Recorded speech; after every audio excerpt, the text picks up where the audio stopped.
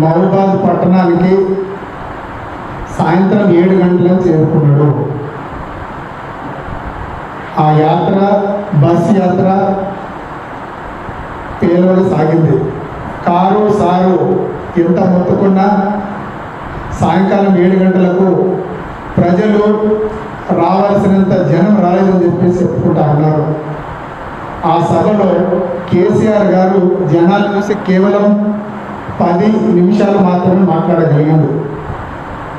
అందుకే ఇక్కడ ఉన్నటువంటి ప్రతి ఒక్క కార్యకర్తలు పొద్దున్న అందరూ విచారిస్తూ ఉంటే బస్సు యాత్ర అంత విజయవంతం కాలేదు. ఏమున్నా ప్రజలు కారు గుర్తును తిరస్కరిస్తూ ఉన్నారు. ఈసారి చేతి గుర్తుకు ఓటేద్దామని చెప్పి ప్రజలు డిసైడ్ అయినట్టు మనకు తెలుస్తూ ఉంది. నిన్న జనాన్ని చూసి మాజీ ముఖ్యమంత్రి అవాకులు చవాకులు పేలారు. మీరందరూ గమనించారు. కాంగ్రెస్ పార్టీ అధికారంలోకి వచ్చిన 4.5 నెలలైంది.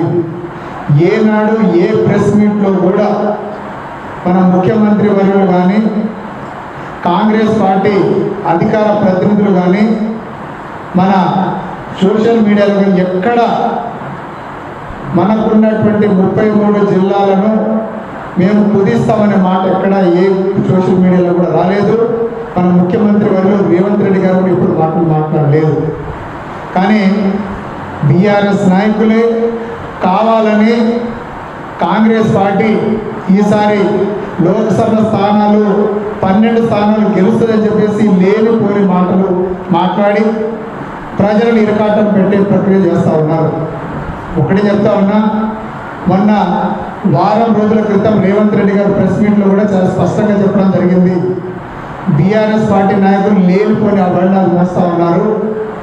ఉన్నటువంటి జిల్లాలను కుదించే ప్రసక్తే లేదు. కానీ అభివృద్ధి జరగలేదని చెప్పేసి మాత్రం వారు దువ్విపట్టడం మాత్రం వాస్తవం. ఇక్కడ జిల్లా కేంద్రమైంది. కానీ ఇన్ని సంవత్సరాలుగా ప్రజలు కోరుకున్న గిరిజన జిల్లా అభివృద్ధికి నడుచుకోలేవు. ఇక్కడ మొదట గిరిజన యూనివర్సిటీ పెడదాం అనుకున్నారు. కానీ ఈ రోజు వరకు మనకి ఇక్కడ ఎమ్మెల్యే గారు ఉన్నారు, మాజీ మంత్రి, అలాగే ఎమ్మెల్సీ గారు ఎంతమందిలో కూడా ఇక్కడ గిరిజన యూనివర్సిటీ రావాలని ఏ రోజు రిప్రజెంటేషన్ మాజీ ముఖ్యమంత్రి కేసీఆర్ వద్దకు తీసుకెళ్ళారు. తండాలను గ్రామ పంచాయతీలుగా చేశామన్నారు.